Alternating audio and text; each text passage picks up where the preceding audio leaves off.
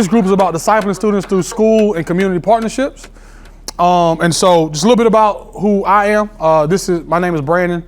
This is my family. And so I got 2 kids, Emmett and Emery. The one is shoving spaghetti in her mouth is my 4-year-old. And she is the second child, and every stereotype known to man, she doubles it. So that girl is a handful. They made the trip with me this weekend. And 6 o'clock in the morning, boy, she was up ready to roll. It was insane. So they keep me on my toes. And we have been in Columbus for about 6 years. And so I'm from Zachary originally, right outside of Baton Rouge.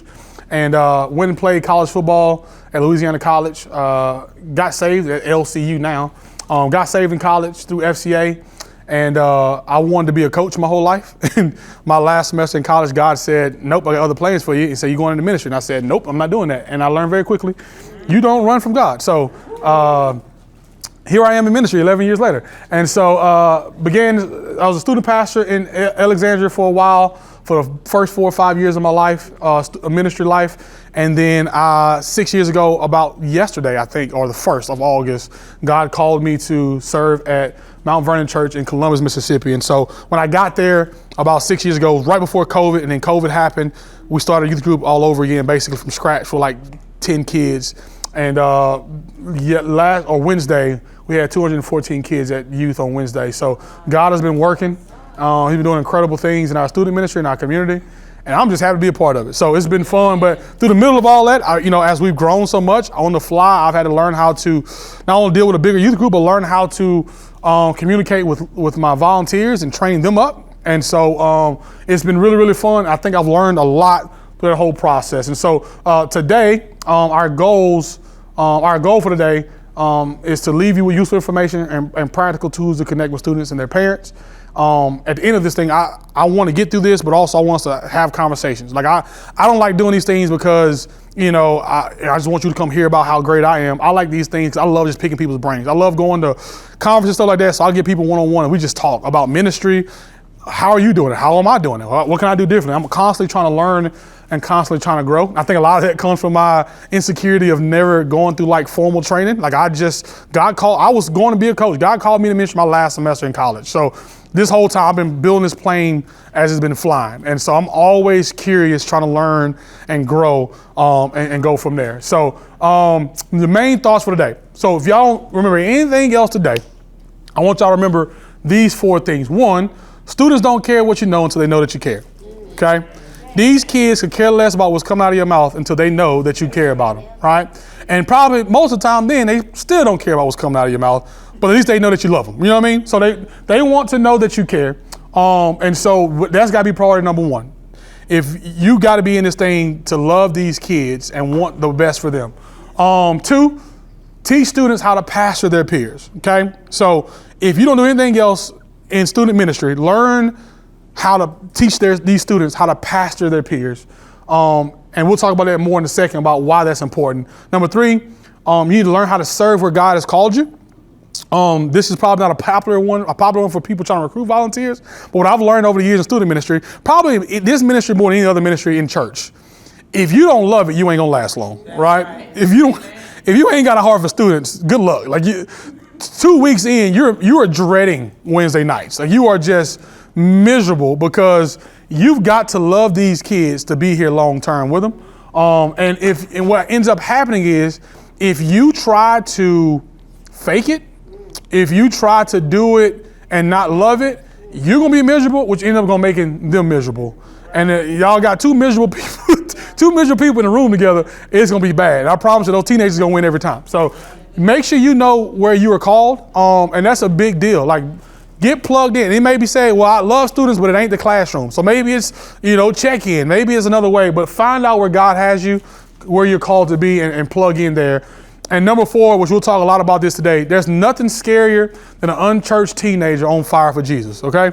There is nothing scarier to the devil than an unchurched teenager who ain't got beat up by life enough yet to know that what they're doing is not normal. And it's incredible to watch. And so who are we dealing with, right? When you talk about students, student ministry changes every 5 years. The kids that you change, the demographic changes every 5-ish years. The culture changes. All of that changes every 5 years, right? And so who we're dealing with right now? One, you're dealing with parents who are detached from church, okay? That's what we got right now. Pastor Fred Ludo talked about this earlier. You know, we grew up being drugged to church, right? We were in there every day. They don't have that. About 10 years ago when I first got into ministry, the studies were showing that was the first generation of students to not grow up in church, right? They weren't drugged to church. Church was not a part of their normal routine, even in the Bible Belt. And so about 10 years ago, that was the norm. Now those people around there have gone off, had started families, and now their kids are coming up into ministry. So you had detached parents who have created students who don't grow up in church. So as far as church culture goes, as far as, the denomination stuff, all that stuff is not new to them. That's not a part of their life. So what that has created though is blank canvases ready to be painted by the Holy Spirit, right? And so on one thing you're like, oh man, we got all these kids and it's a sad thing, but it's almost deconstructed a lot of our society from the traditions of church, and it's deconstructed a lot of the bad habits and all that stuff, and so now you got a blank canvas of kids who are just like learning about Jesus, and they're just like, let's do it. And they don't know about the church wars. They don't know about all of that stuff. All they know is Jesus, right? And so you're getting this blank canvas of kids who are just becoming on fire for Christ. And it's really, really cool to watch. And so a couple examples of this, I'm walking through it right now. So just in our perspective, in Columbus, and this is not like a vacuum, right? This is across everything. But what I'm seeing in my ministry is that I'm seeing kids who are just on fire for Jesus who don't know that what they're doing is not normal. And so I had like 4 girls, and they just said, you know what? We're going to start a Bible study at school. I didn't even know about it until Thursday when I showed up. I was taking my son some glasses at his elementary school because he left them at the house. Y'all know how that is. And so I was like, oh, I saw this thing. I'm going to stop by one of my students who's leading a Bible study or something. I walk into the multi-purpose room. There's 150 kids sitting there, and they're just having a Bible study. Just not a leader, not a parent in sight, not a teacher in sight. It's just them. They just want to start a Bible study. And so they're in there having a Bible study. And I was like, what is this, right? And so the guy in the middle, his name is Trip. He was one of my seniors last year. Trip, we go to camp this summer. Trip comes and finds me the next morning. I had a girl who wanted to get baptized at camp, so we made all that stuff happen. Trip was like, hey, I think I got a kid that wants to get baptized. And he's one of the guys that he's been pouring into. He's played baseball. He just poured into a group of guys into the baseball team. The next morning, Trip's getting in touch. I say, hey, man, in the pool, I was like, hey, Trip's going to baptize one of his friends. He said, hey, I got 8 guys I want to baptize. I said, what? And so Trip ends up baptizing 8 guys he poured into all year long. Nothing to do with Brandon. I'm just like sitting there, just watching this happen. And I'm getting pictures from parents who are stalking their kids. And they're like, they are, her son, who's about to be a freshman in high school, or he's a freshman in high school, started a Bible study with his band group, the area of the band he's in. No leaders, no nothing prompted. They just did it. Now, I say all that to say this. That's not a pat on Brandon's back. I didn't even know half this stuff was going on until after it already happened. But what I'm saying is these kids are just getting Jesus. They have nothing to do with like the church agenda. All that. They're just like on fire for Christ, and they're just like, I want to bring other people into it. And so that's the group of kids that we're getting right now. Is you got kids who are unchurched who are just like, I heard about this Jesus guy. He's awesome. I see a need. I'm gonna go give people Jesus, and it's not about like, well, I got to get this cleared by this church and all those different things. It's just like they're on fire for Christ. So. I want to show y'all that to encourage y'all. Like, these are the kids that y'all are pouring into every week, right?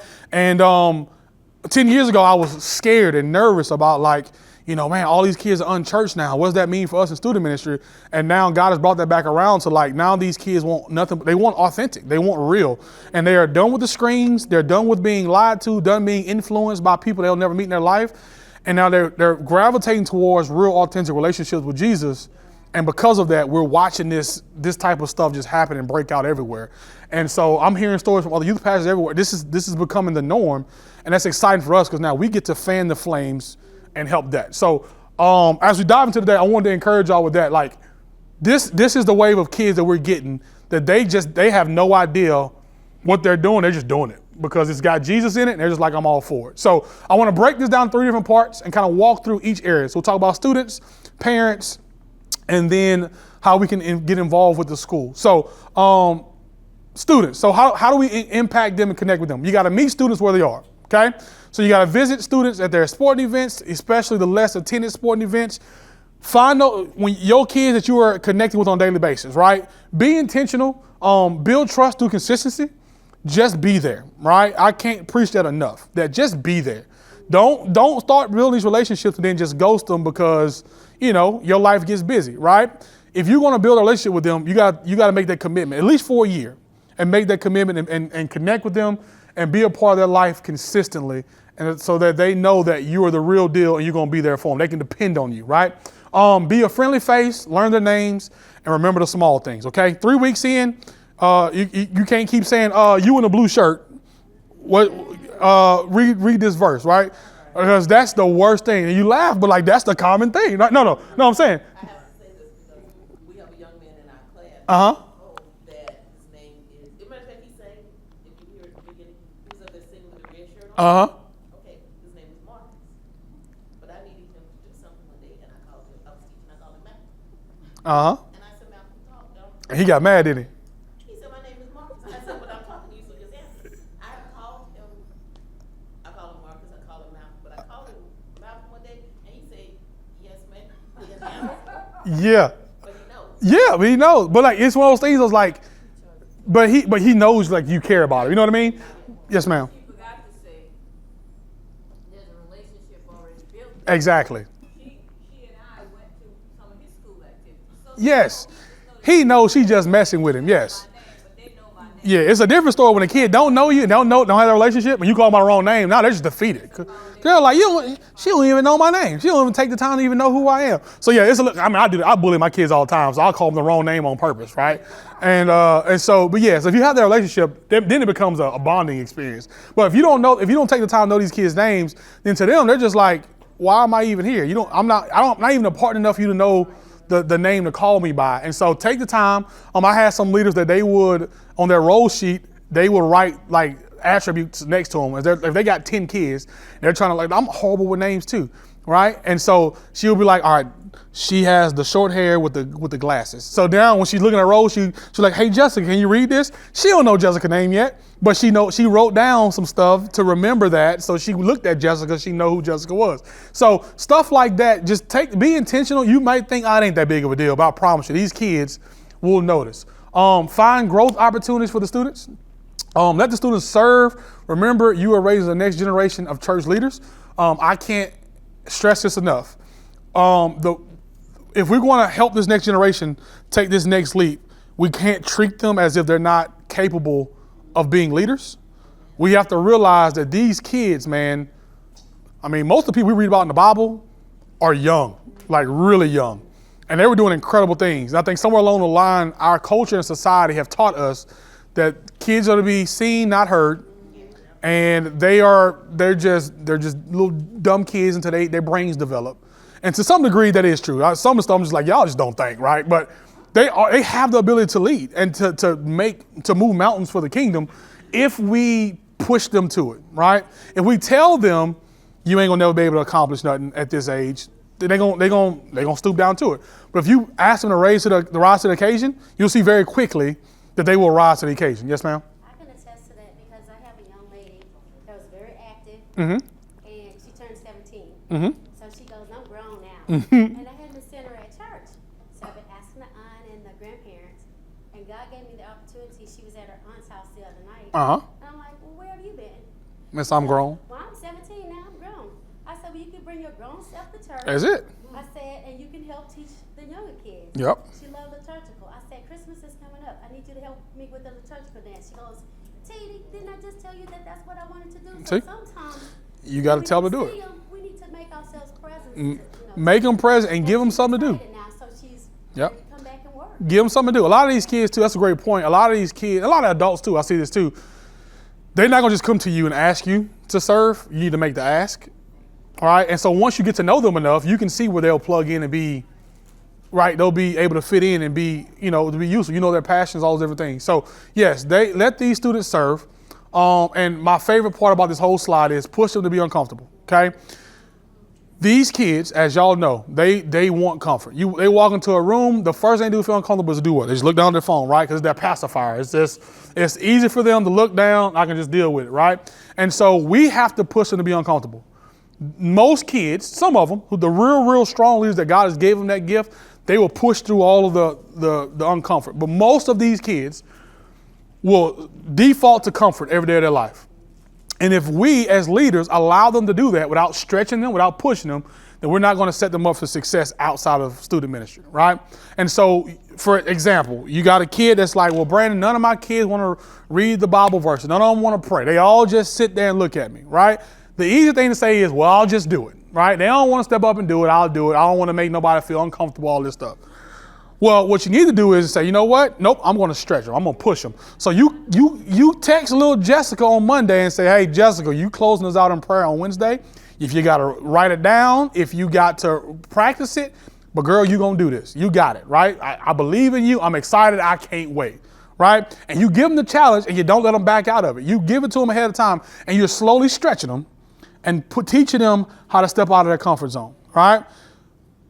With our small groups now, every year, or every 2 years, they switch leaders. We get them new leaders, get uncomfortable because it's easy to be like, oh, this Miss So-and-so, I love her, and I want her to be my leader all from 6th to 12th grade. Well, that's great on one side because you build relationships, but now what I've taught you is there's nobody else out there capable of leading you and teaching you about Jesus because you've had the same leader for the last 7 years. And so now when you go off to college, I'm scared because all I know is Miss So-and-so and nobody else can love me the way she does. No. I'm going to show you, hey, you might love her, but I got 5 other leaders that are capable of leading you and teaching you just like she is. So when you get to college, hey, I know it's going to be uncomfortable, but now I know that there's other people out there that can lead me, push them out of that comfort zone. I got a call. We went to camp this summer. I got a call from my mom. I had about 6 or 7 kids that went that had social anxieties, right? That's a new thing in our society where these kids, because of cell phones and social media, they don't know how to deal with face-to-face interaction and let alone face-to-face confrontation. Boy, you tell a kid they're going to die if you got to tell them, hey, I need you to go sit down with that friend and tell them that how they made you feel. I'm telling you, the last 3 kids I've told that to, they about passed out. Like they don't know how to deal with face-to-face confrontation. They'd rather end the friendship. I went out to eat. I'm chasing rabbits now. I went out to eat, and one of my old students, she's in college. Her roommate did something to hurt her, and she was trying to get out of the lease and go move somewhere else. I said, would you ever talk to her about it? No, I just can't do that. You about to leave your lease instead of going and tell somebody how they offended you? But that's the norm to them. I'm telling you, me saying you need to sit down and talk to her. Like you thought I just told her to chop off her left arm. It's insane. So anyway, these kids don't know how to deal with confrontation, and they don't know how to deal with uncomfortable situations. So we go 6 hours away to camp. We go from Columbus all the way to Eunice. And I get a mom who texts me. She's like, hey, Brandon, can you give me a call when you get a chance? Hey, my daughter's been calling me. She's miserable right now. She's just like, come pick me up. I'm scared. I'm too far from home. I'm homesick, all different things. I said, well, I just saw her this morning. She's physically fine. I said, Mom, that's what I need you to do. So I need you to mute her number. I said, you got mine. If something's physically wrong with her, I will call you. I said, other than that, your daughter's uncomfortable. She's in an uncomfortable situation. I said, but she's graduating in 2 years. So unless you plan on having a basement for her to live in for the next 50 years, I said, she's got to learn. Like, she's got to learn how to grow. Like, she ain't going to just magically graduate and then all of a sudden be like, you know what? I can do this. No, like, that starts now. And so, would you believe, by the end of the week, after she made friends and had to open her mouth and interact in a different environment, she actually had a great time. Who would have thunk it, right? But it's like, and so it goes back to parents as well. Our parents, a lot of times, will pacify them and not stretch them, right? It's always it's never my baby's fault, all different things. And so parents have swung the pendulum the other way when we get it, because sometimes our parents we grew up with, nothing was ever the problem. Mental health was never a thing, all those different things. And so now I feel like this next generation swung the opposite way and they want to pacify the baby. So both sides are not healthy, right? But it's got to be a healthy medium. And so you got to be able to love your kid and listen to them, but also let them know, hey, life ain't fair, life ain't comfortable. And so we've got to push them, even spiritually, out of their comfort zones, right? And so, so you'll have those moments, but you got to teach them to be uncomfortable. So find ways in your small group to stretch your kids. Don't let them, if you feel like, man, this is going great. If every week everything's going great and nothing is hard, then you ain't stretching them enough. You should be constantly pushing them to challenge them to do new things, right? And so if they get this down, all right, well, move the bar. All right, hey, you did that. That's great. Now let's keep doing this. How can I keep pushing you and preparing you for the next chapter? Because one day they're gonna be a senior, they're gonna graduate, and they gotta go to a whole new season of life. And we gotta make sure we're doing everything we can to prepare them for their next season of life. Cool? So students, meet them where they are, get to know their name, push them to be uncomfortable. Okay, parents. So parents are the primary spiritual leaders in their students' lives. We gotta remember this. It's easy as church people to feel like it is our job to be their primary spiritual people, okay? Because we see them, and every time we see them, we're talking to them about Jesus. But at the end of the day, it's our job to partner with the parents to engage, to help them teach their kids spiritually, right? And so we are just an avenue of helping them grow spiritually. It is their parents' job. Now, for some of these kids, they don't come from spiritual homes. And in the meantime, we are the surrogate parent. We're the adoptive parents spiritually for them. And that's okay. I had a kid that just graduated. I had her since 6th grade, or 7th grade when I got there. She just graduated, incredible, on fire for Jesus. Parents never came to know Jesus the whole time I had her. So our church family became her support system. And that's why the church is there. Like, I get that.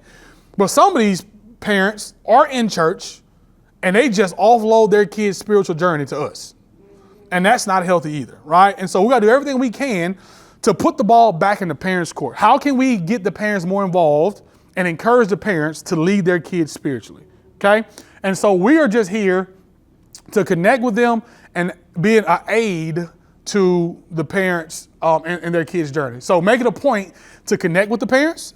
I know it's hard sometimes. Some of these parents don't want to connect with you, right? But a lot of times it takes a second for you in your small group, right? First day, we had our second small group this week. The first one, every year, our leaders they get a roll sheet and they got 2 jobs to write down their kid's cell number and their parents' cell number, right? And they start a group meet with their kids and they begin to start a group meet or plug those parents' numbers into their phone so that they can begin to text them, hey, I'm so-and-so. I am Johnny's small group leader this year at church. I'm so excited to have him or her. I can't wait. Here's my number. If you need anything, please let me know. 2 seconds. Now you've opened up the door of communication with the parents, right? That parent may not even say your number. She may not. They don't even know who you are. They can't care. But what I've noticed is, the more and more little Johnny or little Janice comes to school or comes home from youth group, and they're falling in love with Jesus, and their attitude gets better, and they're listening to their parents more, and they're growing spiritually. I've never had a parent get mad at me for that happening. If anything, now they're like, wait a minute, there's some good to this church thing. And so now those parents are now building a relationship with those leaders because they like the way little Johnny and little Susie is coming home and the things that they're doing differently.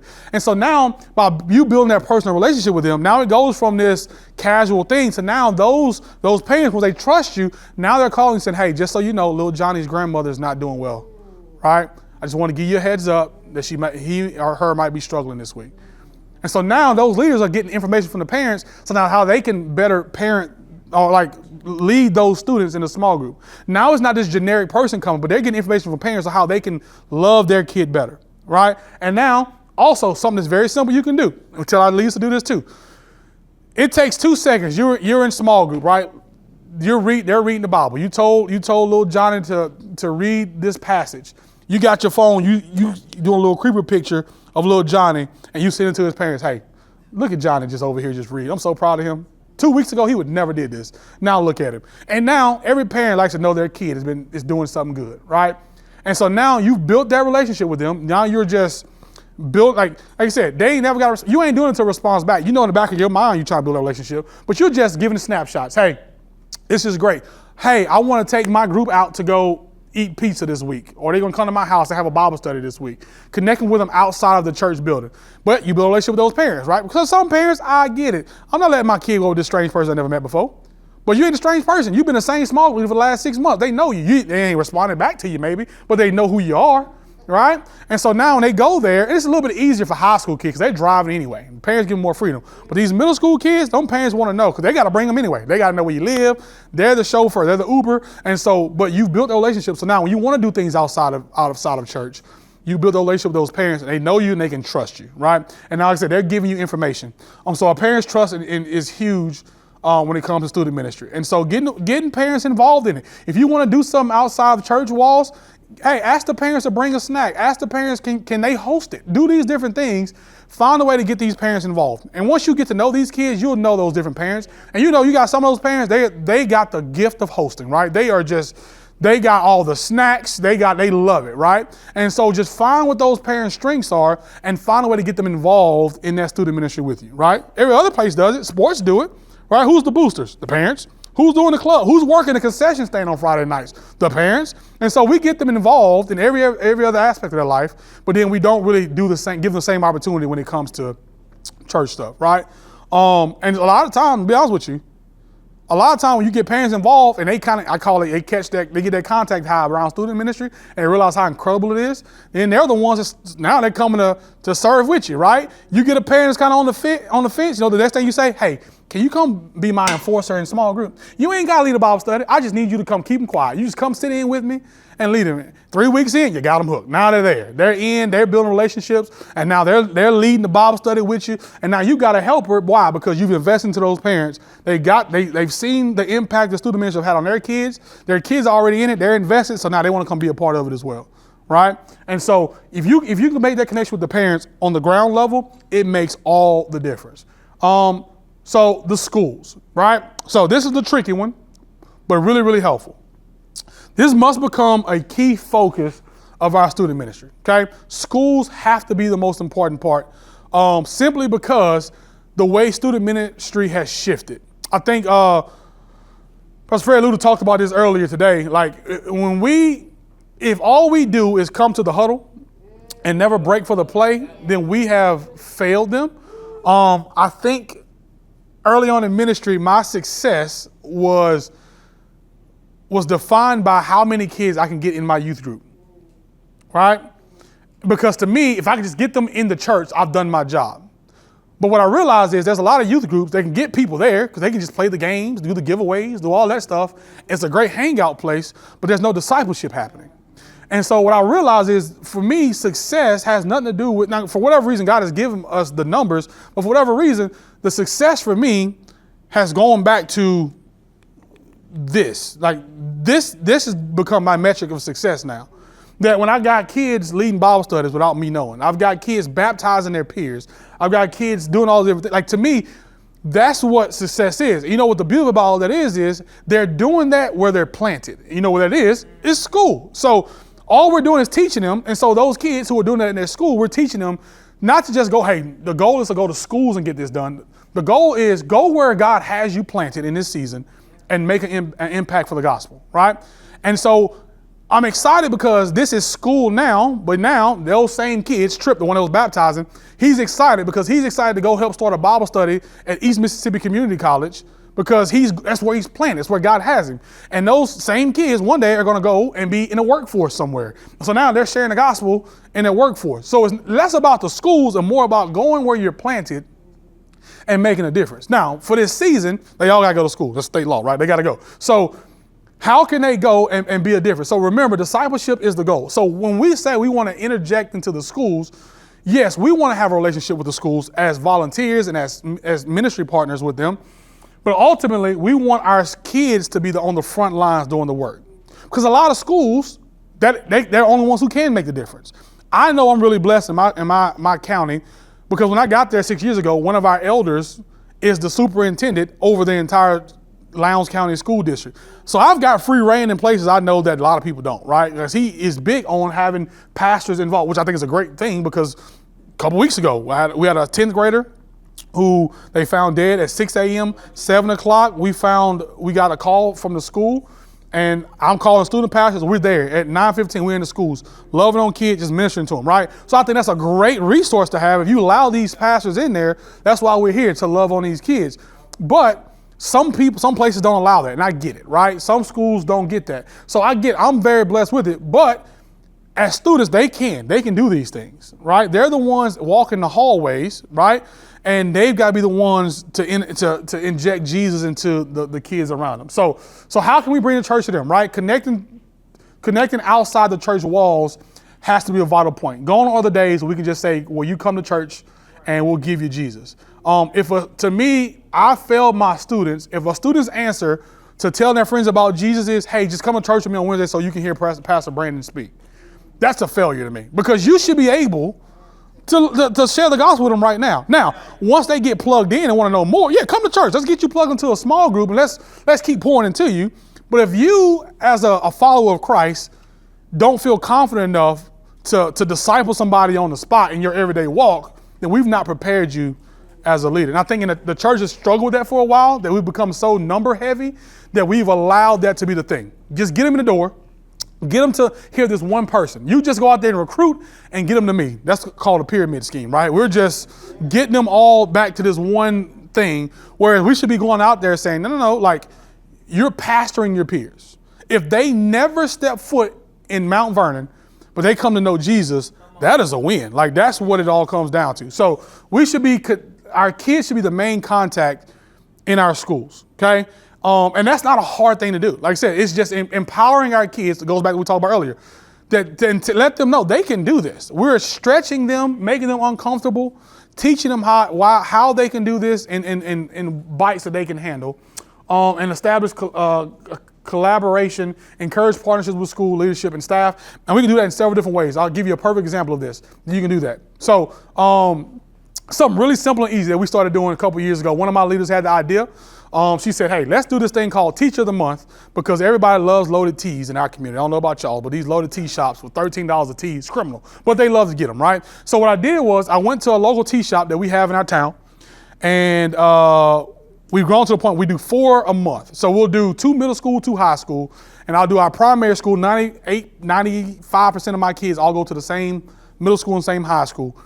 And then we'll take the other kids, we'll rotate a different secondary school, and we'll give a Teacher of the Month. So all we do is they vote, right? They'll cast a vote, y'all vote, and whoever that teacher with the most votes for that high school, that middle school wins, we give them a certificate called the Teacher of the Month, right? And I go to the local tea shop and I buy 2 $10 gift cards, and they sponsor 2 $10 gift cards. And we put their little name in the corner, bottom left corner, and they're the sponsor of the Teacher of the Month, right? And so what we do is that's on Wednesday night. That Thursday, I take a balloon, I take a sheet of paper that got a graphic on it, we put it in a picture frame, and I'm walking down the halls at break time with this picture frame and this balloon. And it's like, you ever play Snake on the old Nokia phone? I'm walking down the hall and I'm just grabbing kids in our student ministry, right? And we're just walking down the hall and I'm just like making a parade out of it. And we're just going down and we find the teacher where they are, and those kids present that teacher and say, hey, Miss So-and-so, Mr. So-and-so, you are the Teacher of the Month. And those kids rally around like the bottom left corner, and they just take a picture with that teacher. And I promise you, it's become the most coveted thing at that school. That these teachers are like, I was wondering when I was going to win this award, right? Because they want to know that their kids value them. You know what I mean? And it's something simple. It cost me, I buy, 20 frames at one time that lasts me a year, a balloon that we put helium in, and however much the sheet of paper and the ink that it cost me. And we print that and bring it to them. And it makes those teachers weeks. Because how many times those teachers have been like, you have no idea how much I needed this week. Because these kids got to deal with the same bad kids we got to deal with. And they're just like, Lord, what am I even making a difference? And then you get a group of kids come out of the hall and say, hey, I just want you to know how amazing you are. And those kids, so we do that, and we do this other thing at the last year. Once again, very simple. End of the year, last week of the school year, we print out 100 or however many cards. It's called an Impact Award. It's kind of like Teacher of the Month, but each kid gets one. So we give each kid an Impact Award. We say, hey, write your favorite teacher's name or the teacher who made the biggest impact on you, or coach, whoever made the most impact in your life this year. And I want you tomorrow, you got to take it to them. You got to look them in their eye and say, thank you for impacting me this year. You impacted my life this way. And I tell them, you give it to them, and they take a picture with them and they send it to me. We post it on social media. We make a big deal out of it. The schools get behind the Teacher of the Month stuff, and they're posting it. And it's like become the big community thing that this random youth group has started, because they just celebrating the teachers and the work they're doing in the schools. So the Impact Award, I get a call from or a text from one of my teachers in the middle school, and she sends me a picture of her wall, and she's got like her 7 Impact Awards that she got over the last couple of years, like framed and put on her wall. And she's like, this is my favorite part of my office. It's a piece of paper that a snotty-nosed 7th grade gave her, but it's a reminder of I'm making an impact in these kids' lives. All it took was for us to print. It took me 20 minutes to print all that stuff out, make the graphic and print it out. And hey, kids, y'all gonna give this impact. But we're connecting these kids with the school and teaching them how to look people in the eye and let them know how much of a difference they made in your life. That makes a big difference too, right? But now, because we've done that over the years, I've been there 6 years, we've been doing things like this, being there in tragedies, making those connections, right? We don't get pushed back when we try to do anything in the schools. Why? Because these leaders, these principals, these teachers know we're all on the same team. We're here to love you. We're here to encourage you. Now, for a lot of y'all got day jobs. Y'all just can't be out and about all day long. I can. It's my job to go into the schools at random times in the day. Y'all can't. But you know what you can do? You can show up during the homecoming parade. It's the easiest thing ever.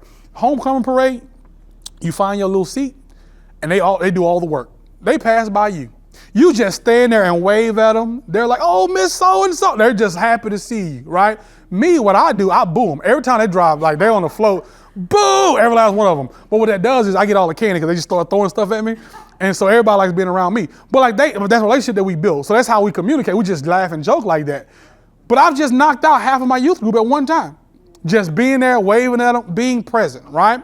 And so being there, and what that also does is when you do stuff like that and go to the recitals and go to the games, you know who else is there? The parents. And so they're like, man, they just don't see you, like you actually like my kid. You actually are supporting them. So you're there with the parents. Now, here's an easy hack you got to do. You ain't got to be there for the whole game. You know what I used to do? Like it's Friday night. It's been a long week. My family missed me. This job already consumes most of my life anyway. So what I'll do is I'll take my kids with me because I can use them as an excuse to get out of there. I'll go before the game start. Before the game start, the bleachers, you cut one side of the bleachers. I'm waving at the parents, everybody in the crowd, because either the kids are on the field or cheering or they in the stands, right? So I'm waving at them. I'm waving at the cheer team. I go down, fist bump a couple of football players. But in the first quarter, I'm back at the house because they've seen me. The mission's accomplished. I ain't got to stay the whole game, right? Brandon came to support me. Wow. The parents in the stands. Look at it. He came to support me. All the leaders, they're in the stands. They're there, celebrate all the different things. Don't lead to the point that you put yourself in a bind and you put your mental health and physical health in a bind. Support the kids the best you can, but don't put yourself, in detriment. But just show up. I've been to one graduation in 11 years where I sat through the whole thing. You know when I go? The last 15 minutes. Why? Because they're all congregating outside. I'm going around loving on them. Congratulations, you did it, taking pictures with them. Me sitting through the whole graduation don't mean nothing to them. They just want to see that I came and support them, right? Now, I might go. Last year was the first time because I had two kids that was giving speeches at the front end of it. And so I had to go sit through that because they want them to be like, Brandon, you heard what I said? And I'm like, no, I can't lie to them. So I had to go. But for the most part, they want to know that you're there. And the parents are there. They tell me, Brandon, thank you for pouring to my kids, supporting these kids for the last 7 years of their life, or whatever the case may be. It's the same thing for you guys. Be present, but don't put yourself in a bind. A way for this too, a few different ways. One, bottom right corner. I had two kids, a couple kids. I had a lot of athletes in my youth group. Two kids graduated. They signed to go play baseball at EMCC. Matt in the middle. This is like at break time, like 9 o'clock. Take off from work. He shows up to go, support his guys, man. The guys he poured into in this small group all year long. Top left corner, bring your family with. My family's running around the volleyball court, driving me crazy. And in the bottom left corner is something different. Maybe y'all schools may have this, they may not. But if you can get one, get a sports pass. They'll save you. So what I did was, because we've invested into our community so much, I want my leaders. I stress my leaders going to support their kids, right? And so I was like, you know what? I know they do these sports passes. They cost $100. I ain't got that in my budget. So I was like, hey, I went to the high school. Hey, I really want to encourage my leaders to go to these athletes' games and do all this stuff. Can I get a discount? He said, well, I can get these cards for cheaper. Give me a list of names. We'll get them printed for you. So I just turned this in last week, and this is me sending a picture to my leaders like, hey, I got y'all's cards. Don't forget them on Wednesday. But our school loves to see our leaders and our people pour into their kids' lives. They know it makes them better. So they just say, give me a list every year. We'll get them printed out who you need.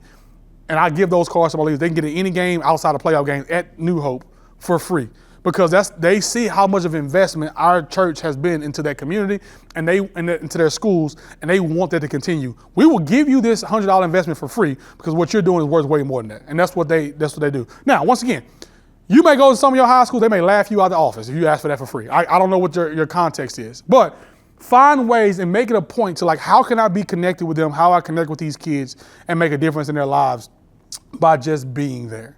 And that's a big thing. You had a question?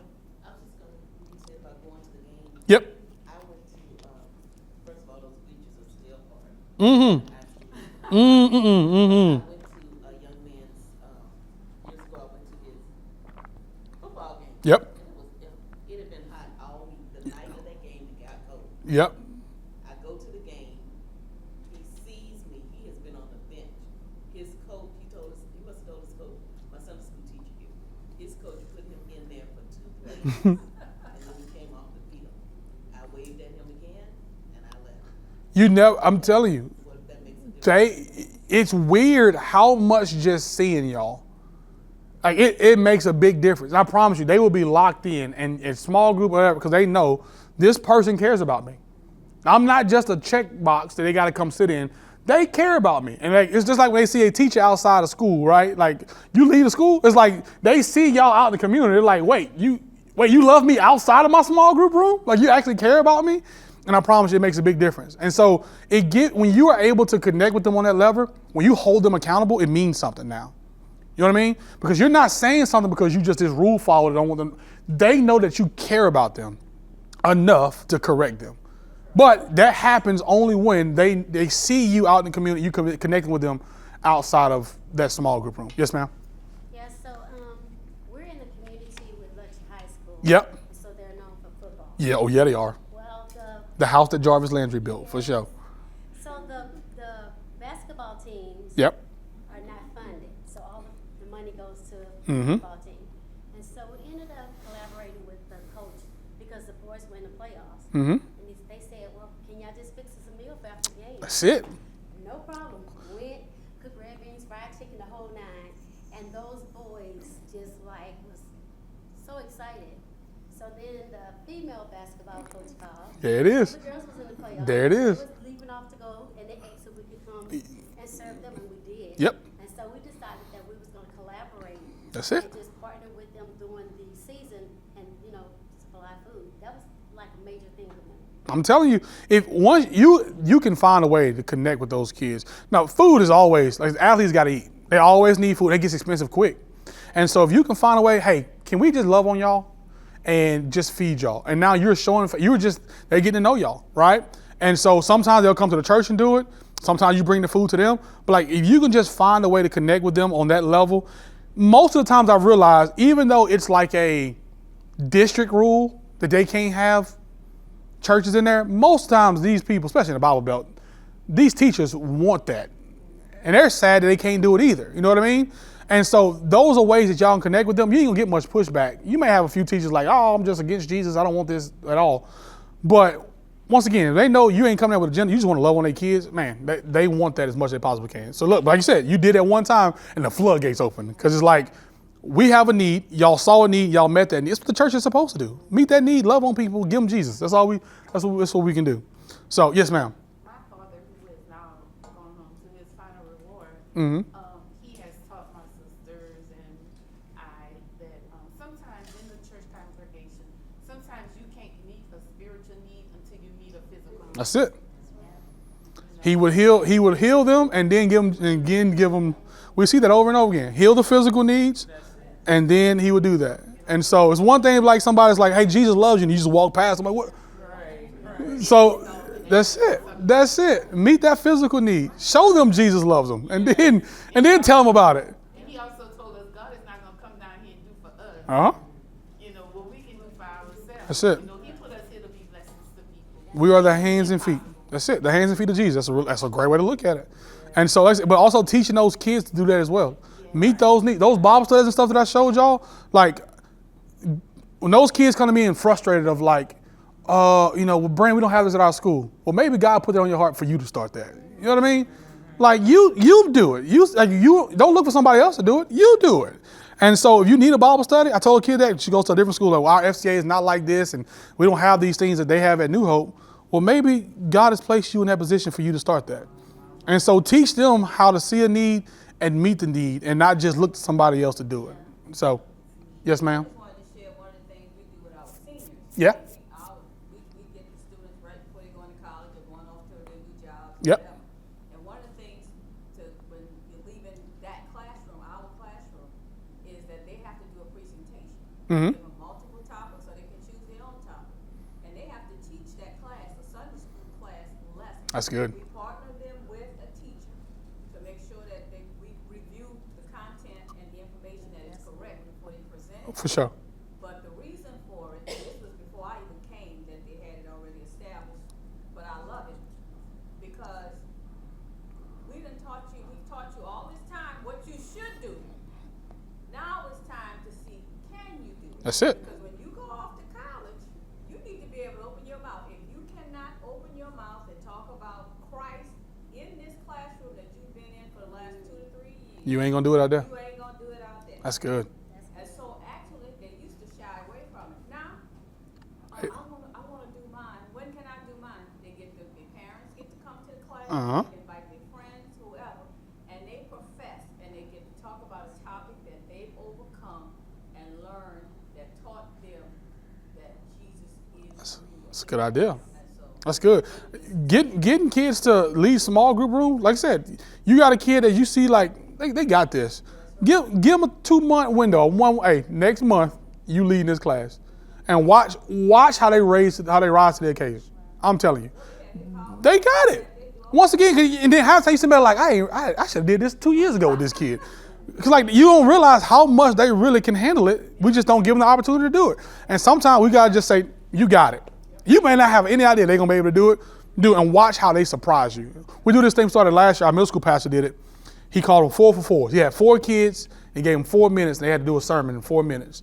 And on Wednesday night, and all these kids are coming to me. It's 2 weeks in. Hey, when are we preaching again? I'm like, brother, it's 2 weeks in, because once again, you give them a month in advance. You say, all right, 2 weeks. I want you to come to me with an idea, with the bones of it. Let's walk through it together. Let's work through it. And let's go for it. We started doing youth Sundays, and I had Tripp was one of them, another girl, Huntley. They were 2 seniors. They both preached about 10 minutes on Sunday morning. Like I made them get up there. We went and they came to my office. We saw the sermons they were preaching. We met that Thursday. I sat in the pew. I mean, in the chair. We got pews. Sat in the chairs. They preached it to me. We critiqued it. Hey, try this transition. Do this. All right, y'all got it. Have fun. Got up there on Sunday. They preached both services, both of them. But it's like just teaching them to do that.